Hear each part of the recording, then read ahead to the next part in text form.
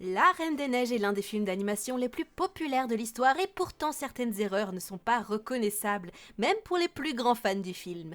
Si vous voulez les découvrir, je vous invite à regarder cette vidéo. Commençons par le jour du couronnement. Alors qu'Anna se réveille dans son lit, elle se rend rapidement compte que ce jour est spécial puisqu'elle va revoir sa sœur après une longue période.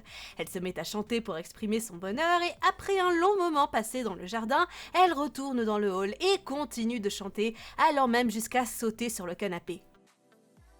Elle est peut-être très heureuse, mais il y a quelques problèmes dans cette scène. Ce qui est étrange, c'est que lorsqu'elle entre dans le hall, il n'y a pas de canapé. Comment se fait-il qu'elle saute dessus alors qu'il n'y en ait pas? Ou comment sont-ils apparus tout d'un coup? De plus, lorsqu'elle entre dans le hall pour la première fois, observez attentivement le tableau de gauche. Il est inversé dans l'une des scènes suivantes que nous voyons lorsque Anna se tient devant le tableau.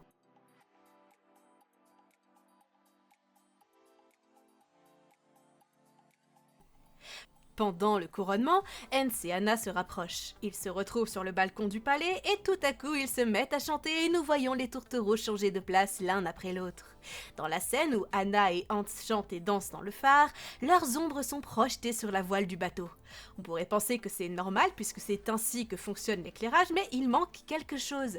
L'ombre de la plateforme sur laquelle ils dansent est complètement absente. Pendant le couronnement, la musique commence à jouer. Lorsqu'Anna essaie de marcher, quelqu'un la heurte et elle manque de tomber, mais Hans la sauve. Hans tient un verre et pour l'inviter à danser, il le pose sur un plateau. Mais la serveuse et le plateau disparaissent soudainement. Où sont-ils passés?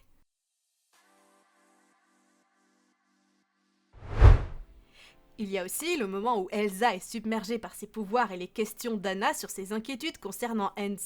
Elsa dit à Anna de rester à l'écart et de dangereux morceaux de glace en forme d'épines apparaissent autour d'elle, choquant tout le monde, y compris Anna. Le problème de cette scène commence lorsqu'Anna commence à acculer Elsa avec ses questions. En arrière-plan, personne d'autre n'est présent, mais lorsqu'Elsa révèle accidentellement ses pouvoirs, Hans et le duc apparaissent soudainement derrière Anna. Bon, continuons avec l'erreur la plus cliché. Après s'être échappée du palais suite à la révélation soudaine de ses pouvoirs, Elsa traverse la montagne enneigée et commence à chanter la chanson emblématique « Libérée, délivrée ». Au bout d'un certain temps, notamment lorsqu'elle a fini de construire le château et qu'elle a changé de look, Elsa jette sa couronne et défait sa coiffure. Dans cette scène, il y a un problème avec ses cheveux parce qu'ils passent à travers son bras. En fait, il y a une autre erreur pendant le chant.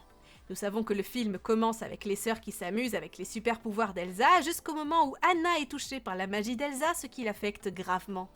Lorsque le roi emmène Anna au troll, ceux-ci la soignent mais lui enlèvent tout souvenir de la magie d'Elsa. Elsa est également invitée à dissimuler ses pouvoirs à l'aide de gants. Ces gants l'empêchent d'utiliser sa magie, mais quelque chose d'étrange se produit lorsqu'elle commence à chanter « Libérée, délivrée ». Dans un plan, lorsqu'elle monte sur le pont de glace avec les escaliers, la magie apparaît même si elle porte des chaussures. Ils sont faits en quoi ces gants au juste? Après avoir été expulsé du magasin, Christophe se cache dans la tempête de neige dans une petite cabane. Là, on le voit jouer d'un instrument de musique et son reine l'écoute.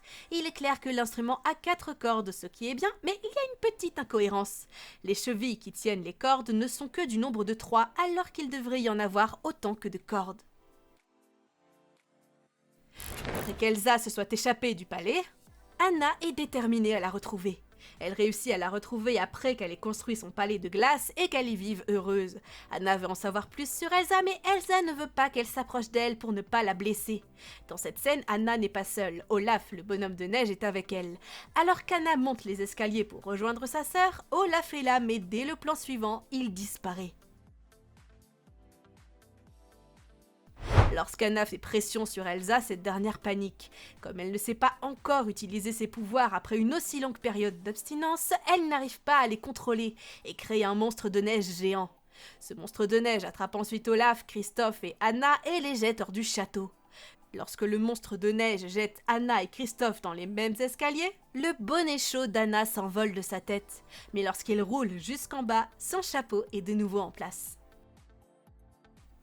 Après avoir atteint le sol en toute sécurité, Anna, frustrée, lance une boule de neige sur le bonhomme de neige géant. Devenu fou furieux, le bonhomme de neige poursuit Anna et Christophe.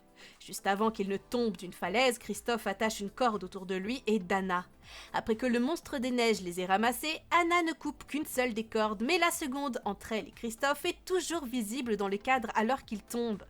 Cependant, lorsqu'ils touchent le sol et se relèvent, la corde entre eux a disparu. Alors qu'Anna et Christophe cherchent des réponses auprès des trolls, Hans trouve le château nouvellement construit d'Elsa et commence à l'attaquer avec son armée. Mais le bonhomme de neige les repousse et blesse gravement les soldats. Lorsqu'il gifle les soldats, ils sont projetés contre un mur de neige et tombent au sol. Regardez bien le sol car, dans la séquence suivante, une arme surgit de nulle part. Hans vainc le bonhomme de neige et entre dans le château alors que ses soldats sont déjà à l'intérieur, essayant de capturer Elsa. Elsa refuse de les laisser faire et se défend sans blesser personne. Dans une autre scène, sa queue de cheval est sur son épaule, mais lorsqu'elle crée un mur de glace pour acculer un soldat, on voit sa tresse dans son dos. Cette scène comporte une autre erreur d'animation. Comme nous l'avons mentionné précédemment, Hans entre dans le château et trouve Elsa avec les soldats. Lorsqu'il court, il a une épée sur le côté gauche de sa taille, mais dans le plan suivant, lorsqu'il crie « Reine Elsa », son épée a disparu. Après que Christophe ait ramené Anna au château en raison de sa maladie causée par la glace d'Elsa, il marche sur la montagne avec son renne. Le renne essaie de le convaincre de revenir en arrière et de rester avec Anna. Ils commencent à se disputer et pendant une tempête de neige, nous voyons le chemin qu'ils ont parcouru quelques minutes plus tôt. Vous savez que lorsque vous marchez dans la neige, vous laissez des traces de pas.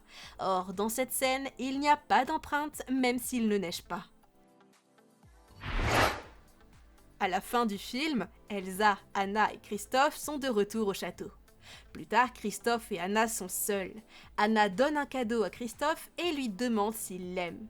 Après la question d'Anna, Christophe lui montre son appréciation en la faisant tourner autour de lui. Cependant, ce joli moment comporte également une erreur d'animation. Pendant la pirouette, si vous mettez la vidéo en pause au bon moment, vous le verrez. Juste avant que Christophe ne ramène Anna au sol, ses doigts disparaissent dans le flanc d'Anna. Et voilà! Voici quelques-unes des erreurs du premier film La Reine des Neiges. Voulez-vous en voir plus?